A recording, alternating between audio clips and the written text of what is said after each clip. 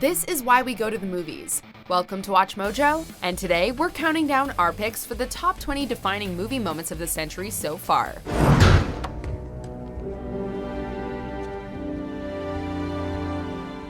Chewie, we're home. For this list, we'll be looking at scenes from movies released between 2000 and 2019 that defined filmmaking at its finest. We're saving animated flicks for another list because there are just too many to choose from. Do you think you got what it takes? Well, do you? Yeah. All right, you're in. Welcome aboard. Oh, and in case you're not caught up on the past 20 years of cinema, be cautious of the following spoilers. Hiya, Georgie. I know we all miss the shared experience of going to the movies. That's why you should tune in to youtube.com/moremojo on Friday, April 17th at 9 p.m. Eastern, 6 p.m. Pacific for a free screening of The Hunger Games as part of Lionsgate Live, a night at the movies. I volunteer as tribute. This is your chance to relive the movie theater experience, complete with trailers and trivia during intermission, presented by WatchMojo and powered by Fandango Now. All you have to do is pop your own popcorn. The importance of this moment cannot be overstated. Number 20. Is that everyone? Avengers Endgame. Is that everyone? Like you wanted more? Remember when the original 6 Avengers assembled during the Battle of New York? The climax of Endgame took that iconic shot and multiplied it by infinity. As Cap prepares to go down swinging against Thanos, a series of portals open around the destroyed Avengers headquarters. Along with the Wakandan and Asgardian armies, Doctor Strange, Spider-Man, and several other recently resurrected heroes emerged to supply backup. Whether you were introduced to these characters through the MCU, or were reading comics long before this cinematic universe existed, this team-up was beyond anything we ever imagined possible in film. Alan Silvestri's score adds to the gravitas, giving us all goosebumps. Few moments are more satisfying than when Cap finally says Avengers Assemble, leading this massive cast into battle. Avengers!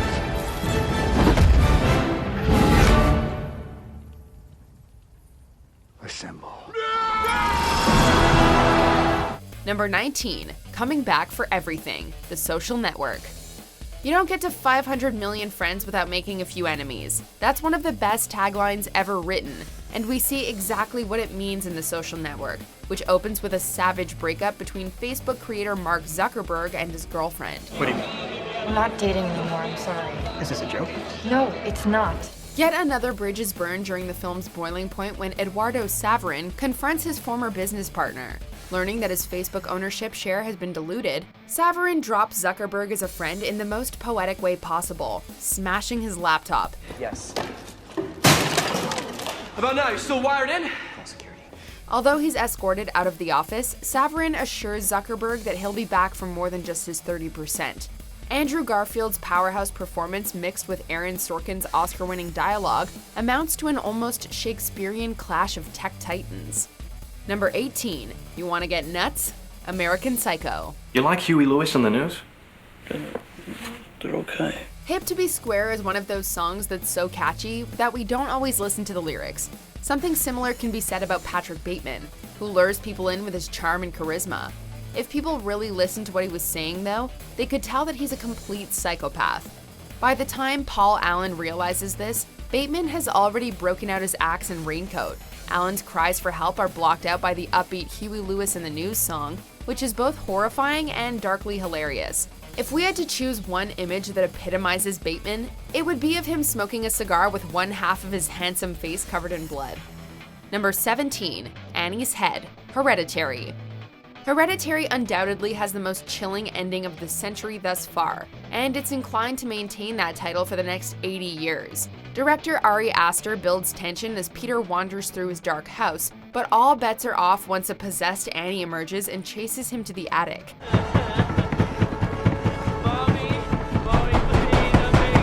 Annie repeatedly bangs her head on the ceiling, and if you think that's disturbing, wait until she breaks out the piano wire. The onlookers push Peter over the edge and out the window. Taken over by a bright light, he follows the beheaded Annie into a treehouse where Paymon's followers await.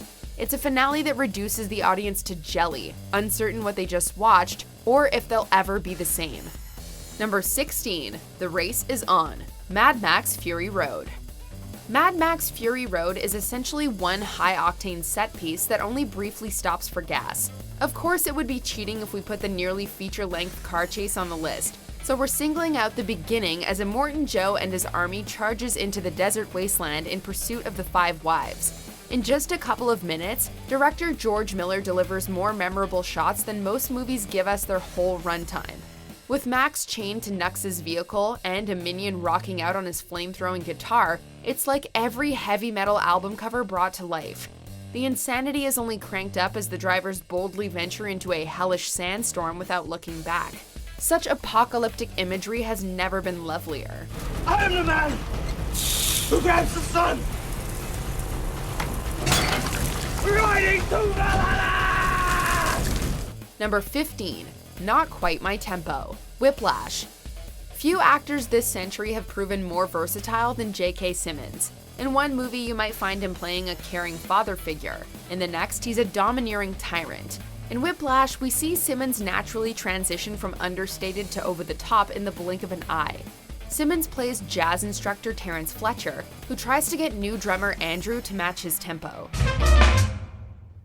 Not quite my tempo. Fletcher seems patient and understanding until he chucks a chair at Andrew, which he narrowly dodges. Fletcher pulls no punches, or slaps for that matter, as he makes a college student cry. Fletcher's teaching methods are among the most brutal displays we've ever seen on film. Like Andrew, though, we can't look away from the cruel Fletcher. I'm upset. Louder! I'm upset. Louder! I'm upset. Number 14. You're a Wizard, Harry. Harry Potter and the Philosopher's Stone. For anyone who grew up with J.K. Rowling's best-selling books, chances are you've fantasized about receiving an acceptance letter from Hogwarts, whether it was delivered via owl or the Keeper of Keys himself. The wizarding world may be fictional, unfortunately, but this scene made our dreams come true. A decade after bringing him to the Dursleys, Hagrid returns to young Harry Potter with a letter, a cake, and a major bombshell. We still get giddy when Hagrid says those 4 words that changed Harry's life, or our lives, forever. You're a wizard, Harry. Opening Harry's eyes to a whole new world of wonder, this scene has defined childhood for many, and it will continue to do so for generations to come. It's the very definition of movie magic. Number 13. What's in the Basement? Parasite. Parasite is one of those films that constantly leaves the audience asking, where is this going? As the lower-class Kim family cons their way into the wealthy Park family's lives, it would seem that all the pieces have fallen into place. Just when you think you have this movie figured out, though, the Kims are paid a visit while basking in the Park's house. Who should they find at the door but Moon Gwang, the old housekeeper who the Kims got fired. Moon Gwang claims she left something behind, but it turns out to be someone. Her husband, who's been living in the underground bunker nobody else knew about. 이게 다 뭐야? 압니다. 황당하신 거. 저라도 황당할 것 같아요. A power struggle soon emerges between these two struggling families as an already insane situation spirals out of control. 뭐야? 어머, 제시카. 김이사? 뭐야 이거? Number 12. The Final Words. Lost in Translation. Lost in Translation is all about communication as 2 unlikely people find love and understanding in a foreign country. Going through difficult periods in their respective lives, Bob and Charlotte discover that they speak the same language, both in a literal and deeper sense. So it's only fitting that the final words between these 2 are kept between them and nobody else, the audience included. While there's been much discussion about what Bob whispered into Charlotte's ear, this ending is better left ambiguous. All we need to know is that Bob and Charlotte have matured through their all too short-lived relationship. The vacation may be over, but both will return to their lives feeling a little less lost. Parting is such sweet sorrow. Number 11. The Snap. Avengers Infinity War. The climax of Endgame wouldn't have packed such a powerful punch if it hadn't been for the snap at the end of its predecessor. Not since Han Solo was frozen in carbonite has a cliffhanger to a major blockbuster left us more shocked. Where Han Solo was one character, however, Thanos wipes out half of the universe's population in one fell swoop. You should have gone for the head. This extends to Black Panther, Groot, and no, not Spidey. In the back of our heads, we knew that these fallen heroes would likely return somehow, but that didn't make watching them disintegrate any less devastating. Honestly, can you think of an ending that inspired more gasps or dropped jaws? Even with Endgame's happy resolution, this scene still shreds us to pieces. Number 10. Call It. No Country for Old Men. The scariest characters can strike fear with even the simplest of gestures. A coin toss doesn't sound especially intense, but when the coin belongs to Anton Chigurh, it's the most frightening thing possible. After a gas station clerk asks Chigurh one too many questions, his fate boils down to heads or tails. Call it. Alfred Hitchcock firmly believed that when a bomb suddenly goes off in a movie, it's a surprise. When the audience knows that the bomb is there, though, it's true suspense. Chigurh is a ticking time bomb, and the clerk has no idea just how close he comes to detonating him. But we do. Well done. Don't put it in your pocket, sir. Don't put it in your pocket. It's your lucky quarter. Thankfully, the clerk chooses wisely, and Chigurh exits peacefully, leaving us to catch our breath. Number 9. Hello, Stranger. Moonlight. Chiron. What's up, man? It's Kevin. Now an adult drug dealer, Chiron feels trapped in a life that he never wanted. Chiron has spent years hiding his true self from the rest of the world. During his youth, however, he opened himself up to Kevin, a friend, and much more. When Chiron reunites with Kevin at a diner, neither is sure what to expect. Alright, man. How you doing tonight? What can I get you? Chiron? Chiron is especially confused as to why Kevin called him out of the blue. As it turns out, he was inspired after hearing the song Hello, Stranger. Allowing the music to do all the talking, Kevin lets Chiron know what's in his heart. The song also speaks to Chiron on a nostalgic and romantic level, showing him that he doesn't need to go through life alone anymore. Number 8. Lemmon Quaaludes, The Wolf of Wall Street. Even with Jonah Hill in a supporting role, we didn't expect to laugh as hard as we did throughout The Wolf of Wall Street. The funniest sequence comes when the Lemmon Quaaludes kick in, hindering Jordan Belfort's speech, body, and consciousness. Pow!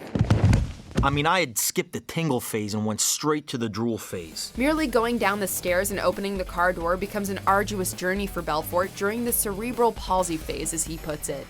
His troubles aren't over when he gets home, as Jordan needs to pry an intoxicated Donnie off the phone. The distraught Donnie nearly chokes on deli meat in the process, but Jordan snaps into action thanks to his own brand of spinach. A Lamborghini might have been destroyed, but it was worth it for this priceless bit of comedic gold. Number 7. The Pale Man, Pan's Labyrinth. The designs for most modern movie monsters tread on familiar territory. There isn't another monster in cinema that looks quite like the Pale Man, however. What with his sagging skin, slender body, and unique eye placement. Even when completely frozen, he can overwhelm anyone with dread. Akin to the Garden of Eden, naive Ophelia goes against the fawn's warning and eats 2 grapes, waking the creature up.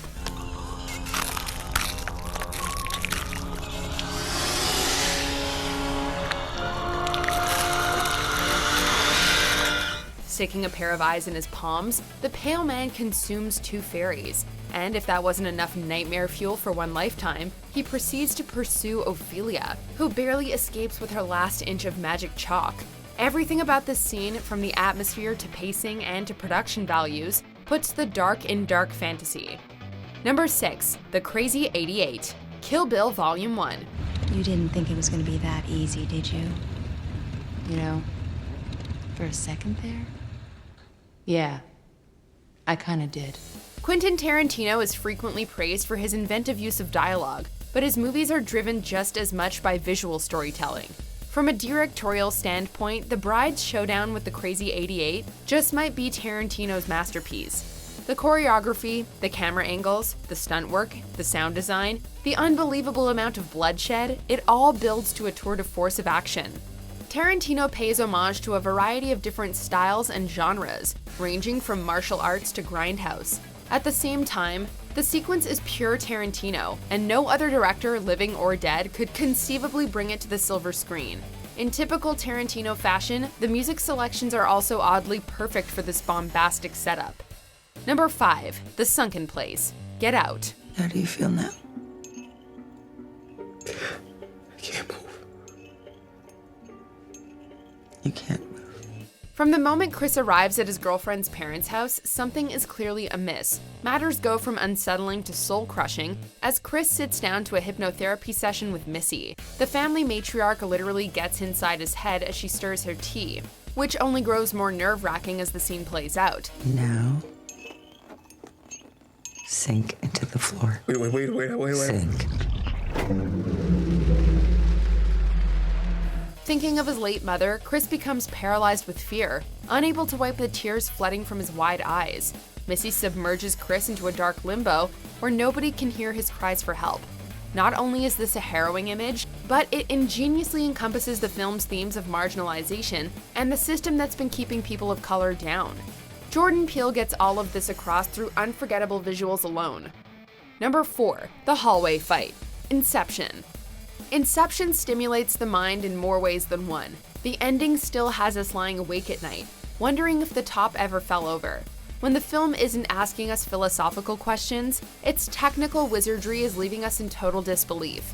This is a film where you're constantly asking, how did they do that?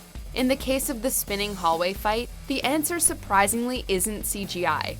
Turning to practical effects, the filmmakers constructed a rotating set to make the zero-gravity showdown a reality. This masterclass of special effects, choreography, and cinematography accumulates to an image that will forever stick in your head.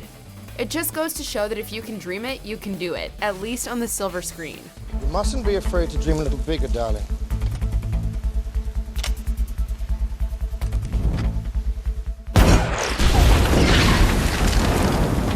Number 3. The Battle of Helm's Deep. The Lord of the Rings, The Two Towers. The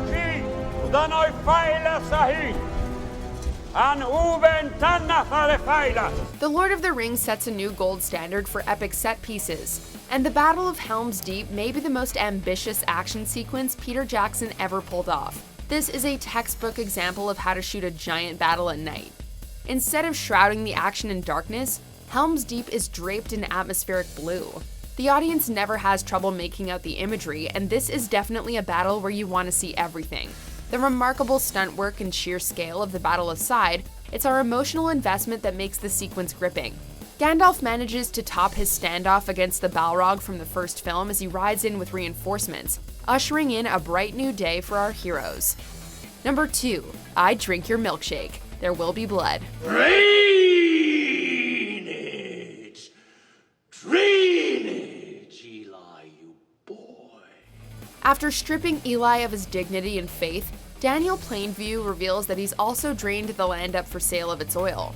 Breaking down, Eli pleads with Daniel to have mercy.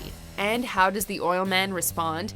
He makes fun of him like a schoolyard bully, boasting about how he slurped up Eli's milkshake. I drink your milkshake. I drink it up! Daniel isn't content with seeing Eli squirm. He paints his bowling alley red with Eli's head. This movie isn't called There Will Be Blood just because of its greed and capitalism themes.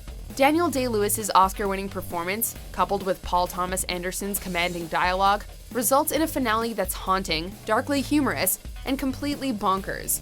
It's capped up with some of the most appropriate last lines in any motion picture. Mr. Daniel?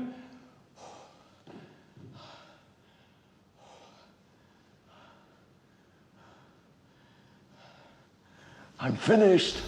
Before we unveil the most iconic scene of the decade so far, here are a few honorable mentions. Okay. You ready? Yep. Yo estaba bien por un tiempo, volviendo a sonreír. Hey, wanna play hide and clap?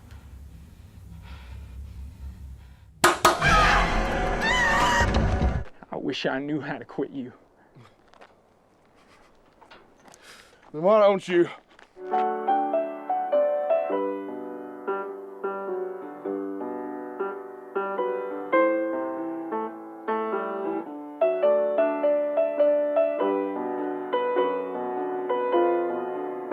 Before we continue, be sure to subscribe to our channel and ring the bell to get notified about our latest videos. You have the option to be notified for occasional videos or all of them. If you're on your phone, make sure you go into your settings and switch on notifications.